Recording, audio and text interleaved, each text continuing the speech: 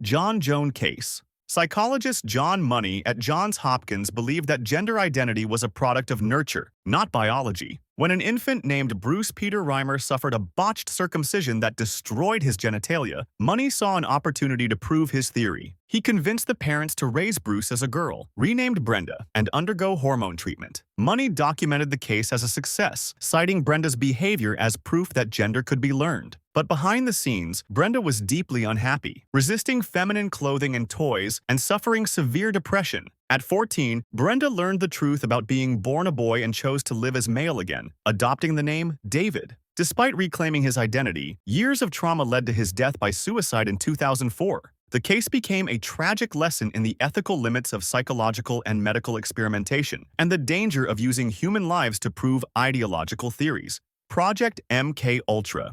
From 1953 to 1973, the CIA secretly ran Project MKUltra, a mind control program that tested how drugs, hypnosis, and sensory deprivation could manipulate human behavior. Led by Dr. Sidney Gottlieb, the CIA funded dozens of experiments through hospitals and universities, often without consent. Subjects were dosed with LSD, kept in isolation, and exposed to psychological torture, all in the name of developing interrogation techniques. At McGill University, psychiatrist Dr. Donald Ewan Cameron conducted psychic driving, playing repeated recorded messages to sedated patients while erasing their memories with drugs and electroshock. Many never recovered, suffering permanent trauma and memory loss. When the project was exposed in the 1970s by the U.S. Senate's Church Committee, most records had already been destroyed. What remained revealed a shocking truth. Real people were used as tools in psychological warfare, hidden behind national security.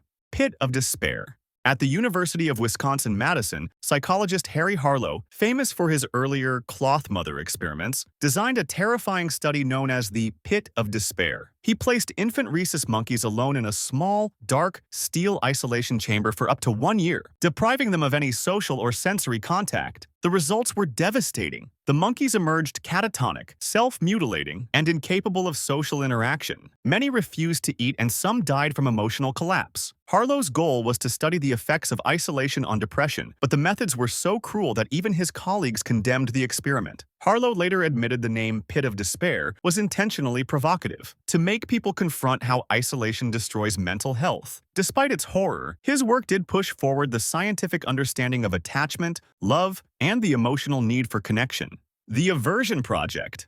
During apartheid, the South African military conducted a secret program known as the Aversion Project. Under the guise of psychological treatment, military psychiatrist Dr. Aubrey Levin subjected homosexual conscripts to electric shock therapy, chemical castration, and forced gender reassignment surgeries. The purpose was to cure homosexuality and enforce rigid heteronormative behavior in the military ranks. Thousands were victimized and many suffered lifelong trauma or death. The project is now regarded as one of the darkest examples of how psychology and psychiatry were misused for political and moral control. The Monster Study. At the University of Iowa, speech pathologist Wendell Johnson wanted to explore how feedback affects stuttering. With his graduate student Mary Tudor, he selected 22 orphans for the study. Half of them were given positive reinforcement, praised for every fluent word, told they spoke beautifully. The others were criticized harshly for every small error, told they stuttered badly and would never speak properly. The consequences were catastrophic. Children in the negative group became withdrawn, anxious, and developed severe speech problems that lasted years. Johnson never published his findings during his lifetime, fearing backlash. When the study was exposed decades later, the University of Iowa publicly apologized, calling it a violation of human rights. The Little Albert Experiment. At Johns Hopkins University, behaviorist John B. Watson and assistant Rosalie Rayner set out to test whether fear could be learned. Their subject was a 9-month-old baby, known only as Little Albert. Initially, Albert showed no fear toward animals, but Watson and Rayner repeatedly paired the sight of a white rat with the sound of a steel bar being struck behind the baby's head. After several trials, Albert began crying at the mere sight of the rat, even without the noise. The conditioning spread. Soon, Albert feared rabbits, dogs, fur coats, and even Santa Claus masks. The study was groundbreaking in showing that emotional responses can be conditioned, but it was deeply unethical. The researchers never desensitized the child afterward, leaving his fear unresolved. Watson's notes end abruptly, and Albert's fate remained unknown for decades. The Stanford Prison Experiment. In 1971, psychologist Philip Zimbardo transformed a basement at Stanford University into a mock prison. 24 male students, all psychologically healthy, were randomly assigned to act as either guards or prisoners. At first, it was meant to last 2 weeks, but within 36 hours, the environment collapsed into chaos. Guards began humiliating prisoners, forcing them to clean toilets with their bare hands, depriving them of sleep, and making them chant demeaning slogans. The prisoners, stripped of names and replaced with ID numbers, began to show signs of emotional breakdown. Zimbardo himself, acting as prison superintendent, became absorbed in his role and failed to intervene. Only after 6 days did an outside observer, Christina Maslach, convince him to stop the experiment.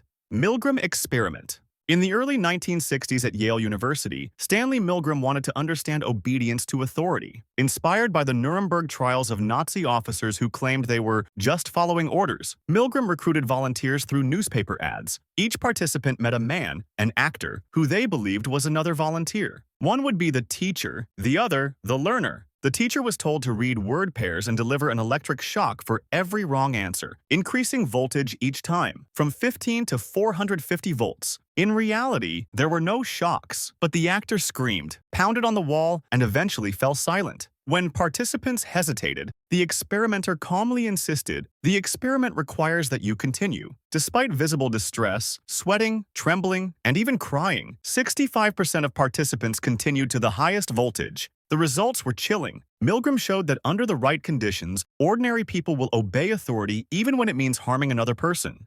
Skeels Dye Experiment.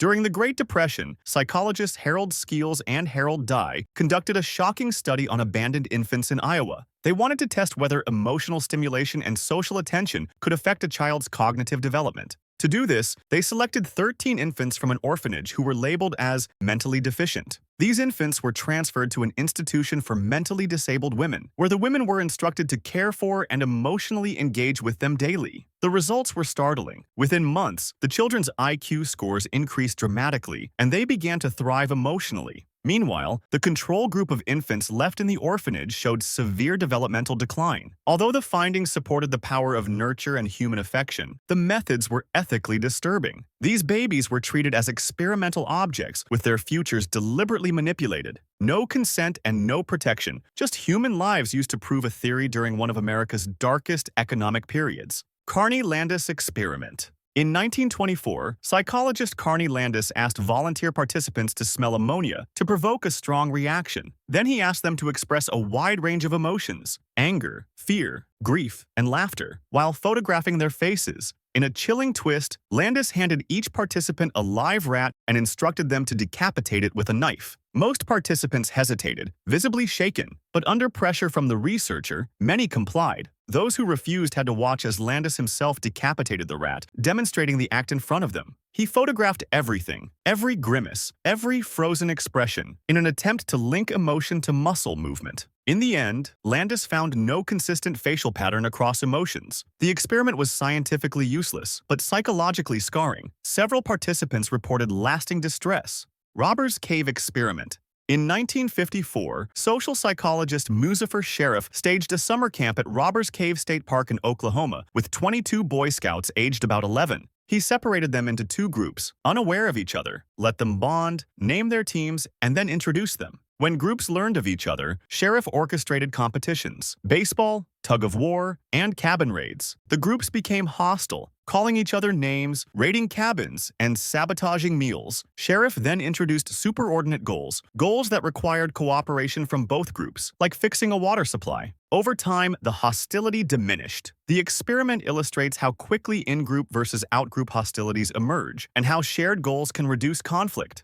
Learned Helplessness Experiment. In the late 1960s, psychologists Martin Seligman and Stephen Meyer at the University of Pennsylvania conducted a series of experiments that would change our understanding of depression. Dogs were placed in harnesses and subjected to mild electric shocks. One group could stop the shocks by pressing a lever. Another group had no control. The shocks came no matter what they did. Later, when all dogs were placed in a box divided by a low barrier, they could easily jump to the safe side to avoid the shocks. But the dogs who had learned they were powerless before didn't even try. They simply lay down, whimpering in place, accepting the pain. This became known as learned helplessness, the idea that repeated failure or uncontrollable suffering can rewire the brain into hopelessness. It became a cornerstone in understanding depression, trauma, and victim psychology. But the cost of this discovery was steep. Many of the dogs experienced severe distress, psychological breakdowns, and physical exhaustion. Some reports suggest they refused food and showed long-term signs of trauma even after the experiment ended.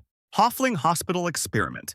In 1966, psychiatrist Charles K. Hofling conducted one of the most unsettling obedience experiments ever performed in a real-world setting. Working secretly with hospitals, Hofling wanted to see whether professional nurses would obey authority, even when that authority could harm a patient. Each nurse received a phone call from a man claiming to be a doctor. The doctor ordered them to administer 20 milligrams of a drug called astrotin to a patient immediately, twice the maximum safe dose printed right on the label. There was no written prescription. The nurse had never met this doctor, and the drug itself didn't even exist. It was completely fake, created solely for the experiment. Despite clear violations of medical ethics and hospital policy, 21 out of 22 nurses prepared to administer the double dose of medication. The nurses were halted by the researchers just before the administration of the drug. Hofling's results were deeply disturbing. These were trained medical professionals, people who knew the rules and who understood the risks, yet nearly all surrendered their judgment to a faceless voice of authority. Bobo Doll Experiment. In 1961, psychologist Albert Bandura at Stanford University wanted to understand how aggression is learned, not by punishment or reward, but by watching others. He gathered 72 children aged 3 to 6. One group watched an adult ignoring the large inflatable clown doll named Bobo and calmly playing with other toys. Another saw the adult attack the doll, punching, kicking, and shouting phrases like "sock him in the nose." A third group saw no model. Later, after being deliberately frustrated by being told they couldn't play with certain toys, the children were led into a room with the Bobo doll. Those who had seen the violent model immediately imitated the aggression, hitting, kicking, and even inventing new violent acts the adult never showed. Bandura proved that aggression can spread through observation alone, reshaping how we understand media influence and social learning. But ethically, the study crossed a line. The children weren't told the real purpose, were deliberately provoked, and exposed to violence without consent. Critics argue it may have temporarily encouraged aggressive play and emotional stress. Thanks for watching. If you like this video, make sure to subscribe and check out our other videos to explore more about psychology and human behavior.